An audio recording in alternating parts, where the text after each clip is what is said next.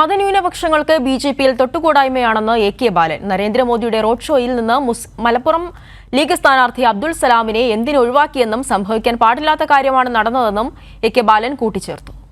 ആദ്യം തന്നെ ഇവർ പ്രഖ്യാപിച്ചത് ബഹുമാനപ്പെട്ട പ്രധാനമന്ത്രിയുടെ കൂടെ പൊന്നാനി സ്ഥാനാർത്ഥിയും മലപ്പുറം സ്ഥാനാർത്ഥിയും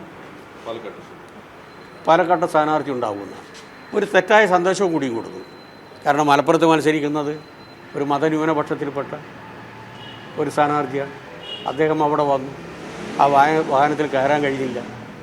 അപ്പോൾ അതുവഴി കൊടുത്ത സന്ദേശം എന്താ? ഒരു മുസ്ലിം ആയതുകൊണ്ട് പ്രധാനമന്ത്രിൻ്റെ അടുത്ത് നിൽക്കാൻ സാധിച്ചില്ല. ഇതല്ലേ കൊടുത്തത്, ഇതല്ലേ ഗുണം കിട്ടിയത് അതുകൊണ്ട്.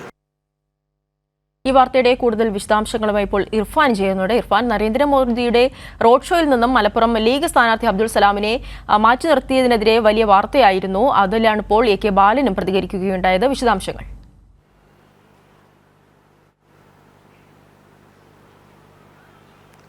അവണി, മലപ്പുറത്തെ ബി.ജെ.പി. സ്ഥാനാർത്ഥി ഡോക്ടർ എം അബ്ദുസ്സലാമിനാണ് പ്രധാനമന്ത്രിക്കൊപ്പം വാഹനത്തിൽ കയറാനുള്ള അനുമതി നിഷേധിച്ചത്. നേരത്തെ ബി.ജെ.പി. നേതാക്കൾ തന്നെ പറഞ്ഞിരുന്നു, മലപ്പുറം, പൊന്നാനി, പാലക്കാട് 3 ലോക്സഭാ മണ്ഡലങ്ങളിലെയും ബി.ജെ.പി. സ്ഥാനാർത്ഥികൾക്കൊപ്പമായിരിക്കും നരേന്ദ്രമോദി റോഡ് ഷോ നടത്തുക എന്നുള്ളതായിരുന്നു. അതുകൂടാതെ ബി.ജെ.പിയുടെ സംസ്ഥാന അധ്യക്ഷൻ കെ സുരേന്ദ്രനും ഈ നരേന്ദ്രമോദിക്കൊപ്പം വാഹനത്തിൽ ഉണ്ടാവുമെന്നും ബി.ജെ.പി. നേതൃത്വം അറിയിച്ചിരുന്നു. എന്നാൽ വാഹനത്തിൽ കയറുന്നതിന് തൊട്ടു മുമ്പാണ് ഡോക്ടർ എം അബ്ദുസ്സലാമിന് കയറാനുള്ള അനുമതി നിഷേധിച്ചത്. അദ്ദേഹത്തിൻ്റെ പേര് ഈ ലിസ്റ്റിൽ ഇല്ലായിരുന്നു എന്നാണ് ഇതിന് ഉന്നയിച്ച തടസ്സവാദം, സംഘാടകർ തന്നെ ഉന്നയിച്ച തടസ്സവാദം. മറ്റൊരു കാര്യം എടുത്തു പറയേണ്ടത്, ഈ നിവേദിത സുബ്രഹ്മണ്യൻ എന്ന് പറയുന്ന പൊന്നാനിയിലെ ബി.ജെ.പി. സ്ഥാനാർത്ഥിയും അതോടൊപ്പം തന്നെ പാലക്കാട്ടെ ബി.ജെ.പി. സ്ഥാനാർത്ഥി സി കൃഷ്ണകുമാറും ബി.ജെ.പിയുടെ സംസ്ഥാന അധ്യക്ഷൻ കെ സുരേന്ദ്രനും മൂവരും മാത്രമാണ് പ്രധാനമന്ത്രിക്കൊപ്പം ആ വാഹനത്തിൽ, തുറന്ന വാഹനത്തിൽ ജനങ്ങളെ അഭിസംബോധന ചെയ്ത് റോഡ് ഷോയിലൂടെ കടന്നുപോയത്. ഡോക്ടർ അബ്ദുസ്സലാമിന് അനുമതി പൂർണ്ണമായും നിഷേധിക്കുന്ന ഒരു സാഹചര്യം ഉണ്ടായിരുന്നു. പ്രധാനമന്ത്രി താനുമായി സംസാരിച്ചിരുന്നു, അല്ലെങ്കിൽ പ്രധാനമന്ത്രിയുമായും ഡോക്ടർ അബ്ദുസ്സലാം സംസാരിച്ചിരുന്നു എന്ന ഒരു വിവരമാണ് അബ്ദുസ്സലാം തന്നെ നമ്മളോട് പങ്കുവയ്ക്കുന്നത്. എന്നാൽ അനുമതി നിഷേധിച്ചു, തനിക്ക് കയറാനുള്ള അനുമതി നിഷേധിച്ചു. തൻ്റെ പേരെന്താണെന്ന് ചോദിച്ചിരുന്നു. അബ്ദുസ്സലാം എന്നാണെന്ന് മറുപടി നൽകിയപ്പോൾ തൻ്റെ പേര് ലിസ്റ്റിലില്ല, അതുകൊണ്ട് തന്നെ തനിക്ക് അനുമതി നൽകാൻ കഴിയില്ല എന്നുള്ള ഒരു കാര്യമാണ് എസ്.പി.ജി. സുരക്ഷാ ഉദ്യോഗസ്ഥർ അബ്ദുസ്സലാമിനോട് പറഞ്ഞത് എന്നാണ് അബ്ദുസ്സലാം നമ്മളോട് പങ്കുവച്ച വിവരം. അതോടൊപ്പം തന്നെ ഈ വിഷയത്തിൽ മുൻ മന്ത്രിയും അതോടൊപ്പം തന്നെ CPM-ൻ്റെ കേന്ദ്ര കമ്മിറ്റി അംഗവും കൂടിയായിട്ടുള്ള എ.കെ. ബാലൻ്റെ പ്രതികരണം വന്നിട്ടുണ്ടായിരുന്നു.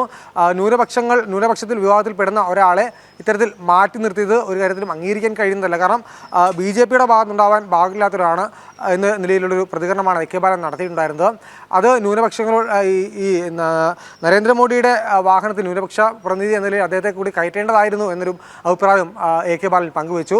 ഇത് ഗവർണർ കൂടി കാണേണ്ടതാണ്, നിലവിലെ ഗവർണർ ആരിഫ് മുഹമ്മദ് ഖാൻ കൂടി കാണേണ്ടതാണ് എന്നാണ് എ.കെ. ബാലൻ പറഞ്ഞത്. കാരണം ന്യൂനപക്ഷ വിഭാഗത്തിൽപ്പെടുന്ന ഒരാളെ തൊട്ടുകൂടായ്മ നിലയിൽ അയിത്തം കൽപ്പിച്ച് മാറ്റി നിർത്തുന്ന ഒരു സാഹചര്യമുണ്ട്.